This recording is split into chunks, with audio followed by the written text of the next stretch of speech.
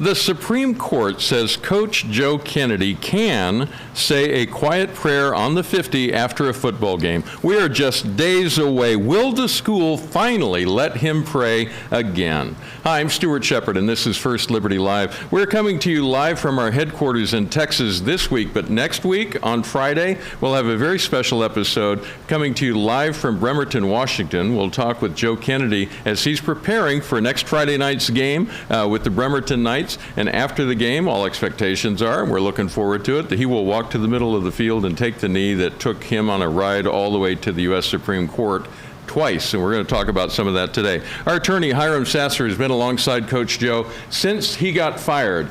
Joe, not Hiram. Hiram's still here. He's good. And he will be with me at the game next Friday. Hi, Hiram. Hey, thanks for having me. Catch us up on this. Where are we now on all of this? Well, the case is over. We have a great order in place that allows him to be able to take a knee and pray after the game when he's on the 50-yard line. We'll see how it all plays out.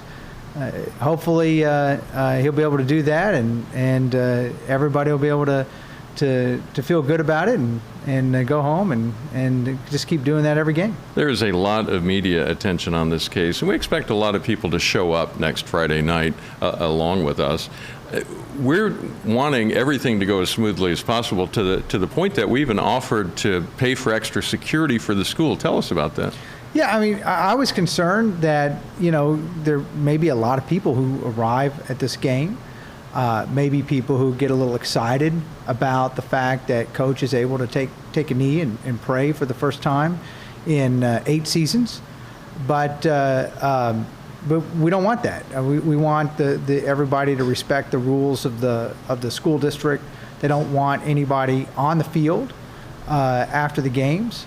And so we thought, well, we'll offer $10,000, which is what we did. We offered $10,000 in writing to the school district to help them with their security so that they could have a little extra money to pay for extra security to make sure that they're able to keep people off the field that should not be on the field. Right. And they turned us down. They said, no, we've got it. We don't need your money. We've got the appropriate level of security. And so hopefully that's true. And because, Coach just wants to be able to pray by himself. And he can't do that if everybody runs out on the field. So that's what we're trying to accomplish. And hopefully the school district, they've got it covered and they have the appropriate level of security. But if they don't, then, well, I mean, we tried. Yeah, I've been to the field, and I've got a photograph of signs that are on the fencing around the actual playing field, and they say no unauthorized persons. I'm paraphrasing, no unauthorized persons on the field. And Joe likes to say that he's the reason those signs are there because they don't want him to go out on the field. We don't want extra people out there either. We want this to be as smooth as possible, for things to go as well as possible, just so he can have an opportunity to do what he committed to do so many years ago. Yeah, that's exactly right. And what's funny about that is that back on October 16th in 2015, when we'd sent our demand letter and he was going to pray by himself. Yeah. For just 15 seconds silently and then be done, just to show the school district this is exactly what I'm trying to do. And that's all he ever committed to from the beginning. Other things happened in between, but that was his commitment. Yeah, that was the original thing that he had wanted to do back in 2007. Right. And for various reasons, lots of media and other people stormed the field, and the other team, the visiting team, came out on the field. And so hopefully we don't have a repeat of that, and we'll just have him be able to pray, and then that'll kind of bring kind of a sense of closure to this almost decade-long saga. The Supreme Court decision changed a lot more than just what's legal for Coach Kennedy to do. It's about more than just this prayer on a week from tomorrow, next Friday night.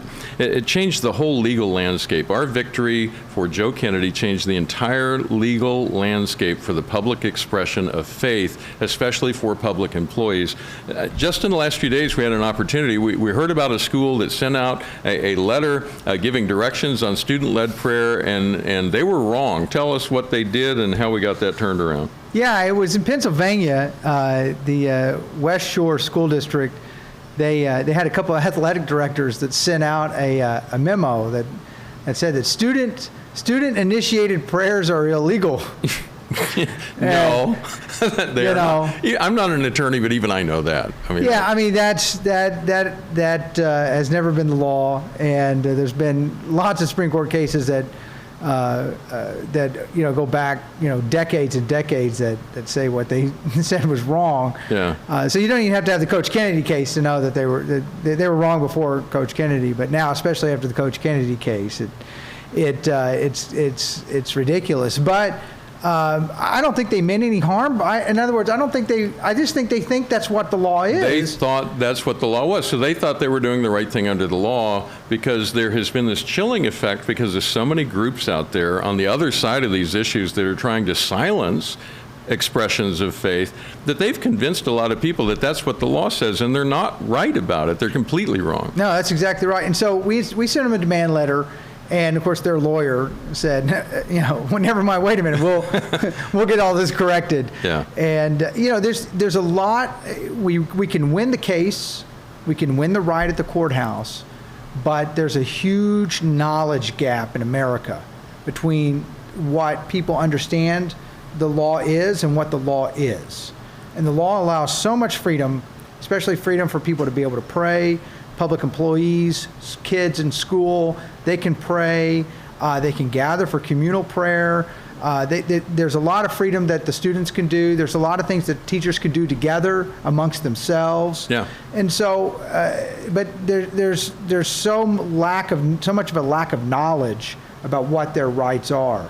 And so that's one of the things that we've got to try to do is educate everybody to make sure that they know exactly what their rights are as spelled out by the Constitution, because there's plenty of other people that are going to try to provide misinformation to try to tell them that they can't do certain things. Yeah. The censor posse is going to show up. But those days of censorship are over. Now we're in the regime of accommodation, where religious expression gets accommodated and supposed to be accommodated, not censored. A story that I like to tell. My wife taught kindergarten for many years. We homeschooled then after that.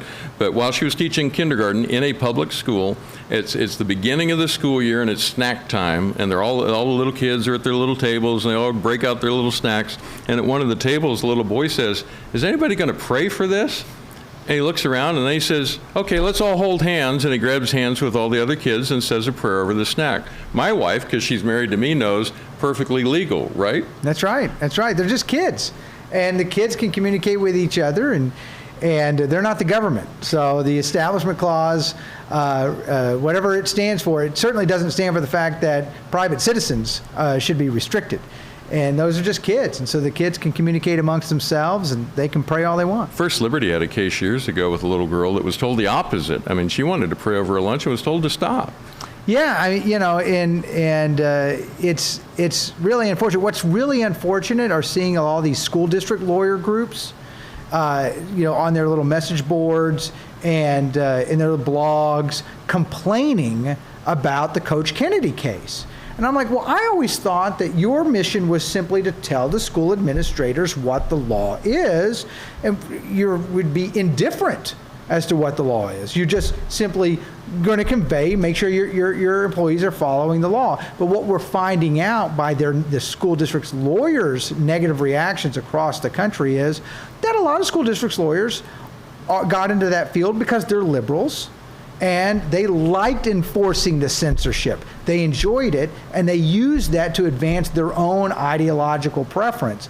And now that the Kennedy case has come along, they've gone from, we're just telling people what the law is, to now they're kind of trying to advocate, well, how can we get around Kennedy? How can we get around that decision? So They're trying to craft policies to try to get around it because they're betraying their ideological preference, their liberal ideological preference. So what's going to happen in the next phase of cases are there's going to be probably lots of different cases about some of the workarounds that the school districts will try to implement. And so we have to maintain vigilance. We're going to have to continuously fight, and people are going to continuously have to stand up for their rights, because what's being revealed is that, just a good example, the Bremerton School District, they're not against prayer. That superintendent didn't care if Coach Kennedy was praying. He didn't want to get in trouble. The lawyers cared. Yeah. Under the umbrella of they're just trying to enforce the law. But now that the law has changed, we'll see if they want to, if they, for that particular school district. But I'm just talking about in general. Yeah. Many lawyers across the country are trying to find workarounds because it's interfering with their ideological preference. It's real funny how people are like, oh, the law says what we got to do, because it matches their ideological preference. And I'm hearing I was on our social media for First Liberty this morning, and a regular complaint is, oh, well, you're just a Christian organization and you're only interested in protecting Christian speech and you're taking away rights from other people, right? What do you answer to that? Well, I was just communicating with a Muslim parent in a school district that was not treating her kids and the other Muslim kids appropriately. Huh. And so we're in the process of looking at that. I mean, we've represented Muslim, Christian, we've represented Jewish, Native American Sweat Lodge, represented the Falun Gong. I mean, we've represented everybody of every faith. And look, religious liberty principles rise and fall together for everybody. And so Coach Kennedy's win was a win for everybody of all faiths. And that what you just said is such an important thing that I think our supporters who are savvy about this understand that, what you just said, that, yeah, it does protect the rights of people of different faiths. But guess what? If you are Christian, it also is protecting you as we protect the right for everyone. Because the First Amendment isn't written as a Christian First Amendment. It's written as a free exercise of religion expression in that First Amendment. That covers everybody. Well, certainly it does. And matter of fact, Justice Story on the Supreme Court, one of the early Supreme Court justices. So basically you have the American Revolution generation, think of the generation right after that. Yeah. Sitting on the Supreme Court in the early 19th century, wrote an entire commentaries on the United States Constitution, what each provision meant. And when he got to the First Amendment talking about the religion clauses, he said, look, I mean, obviously we're a Christian nation. That's what he was, commenting about the country at the time. We're a Christian nation, but we have the free exercise clause to allow for the religious freedom of all the other religions as well. And he begins to name many of them. Mohammedanism, which was what he was referring to was Islam, yeah. Hinduism, Buddhism, Judaism. All of those religions are protected by the free exercise clause. It's just now in the modern time, we're beginning to find out that, also, it's really great for Christians to be protected by the free exercise clause too, because in the sort of milieu of the culture of the day, all people of faiths are now kind of on the outside looking in.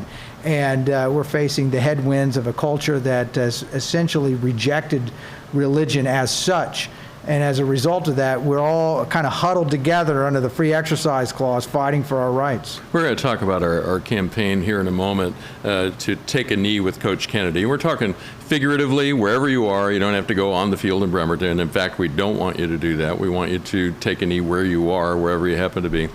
But along with that, people are wondering, okay, so we now have the Kennedy decision. What is okay on a Friday night at a football stadium? What's okay now that wasn't okay before?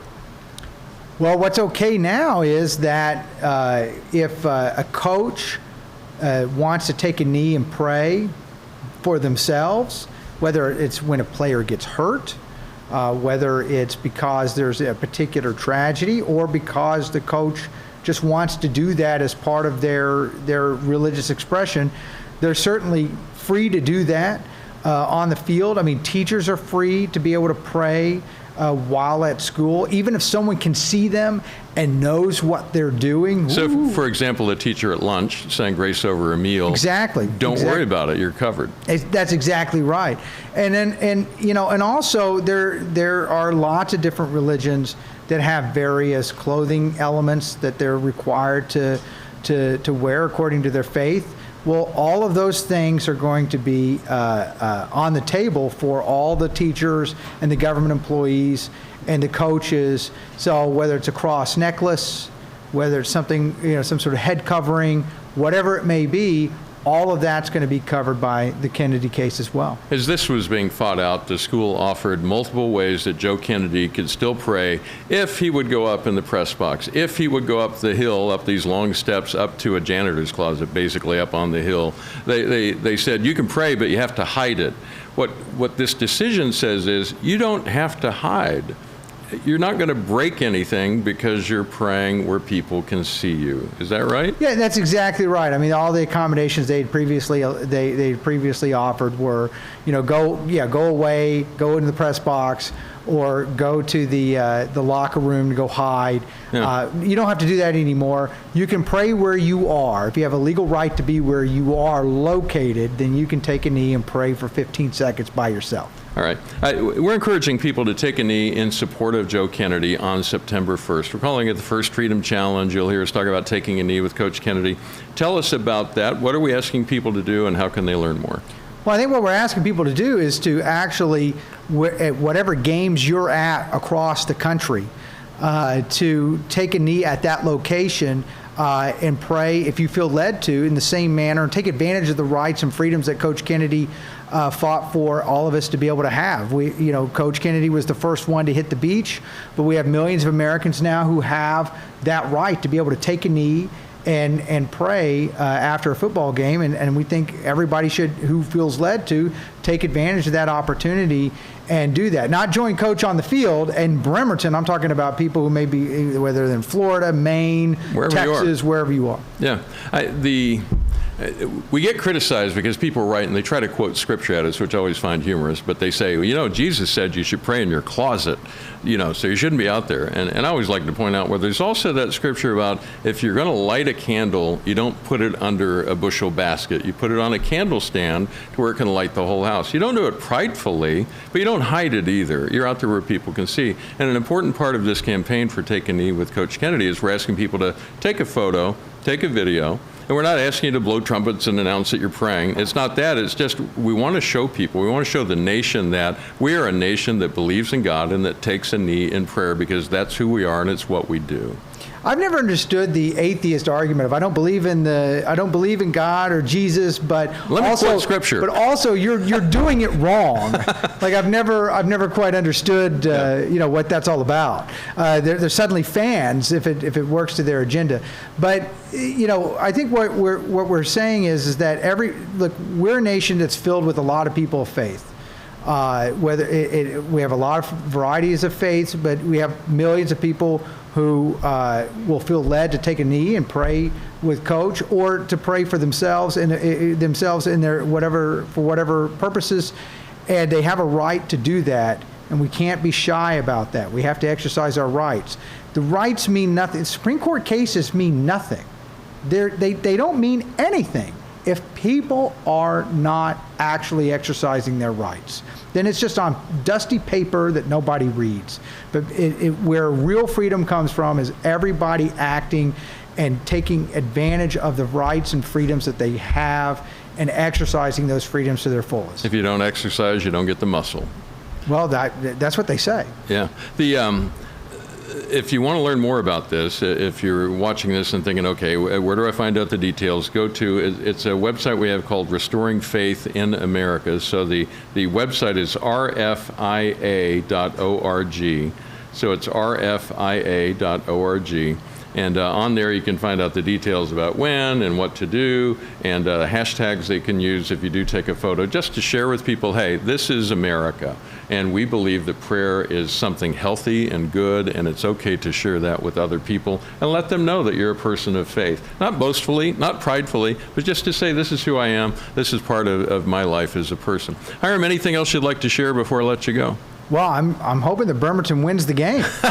They'll be playing Mount Douglas, which is a Canadian team. And they're running a wing T offense, which is going to be quite fascinating. I actually asked Coach, I was like, have you, this was a little while back. I was like, do you have the playbook, completely memorized? And he was like, it's the wing T, This is old school football. Yeah, he's got it down. That'll be fun. Well, I'm looking forward to being there with you. And again, next Friday, September 1st, we'll be doing a special live from Bremerton, Washington during the daytime. We don't have a time locked in yet, but just keep an eye out for it. It'll be be on both FirstLibertyLive.com as well as our YouTube channel for First Liberty Live. It'll be me and Hiram and Coach Joe Kennedy just talking about how he's doing on that day as he gets ready for the big game on Friday night. Hiram, thank you so much for chatting with us. I always enjoy talking to you. Thanks for having me. All right. And if you'd like to learn more again about the First Freedom Challenge, go to rfia.org. And next Friday, remember that special live episode. Just keep it in mind. We won't be on Thursday. We will be on Friday. And you can keep an eye on FirstLibertyLive.com for that. First Liberty is fighting for what matters most.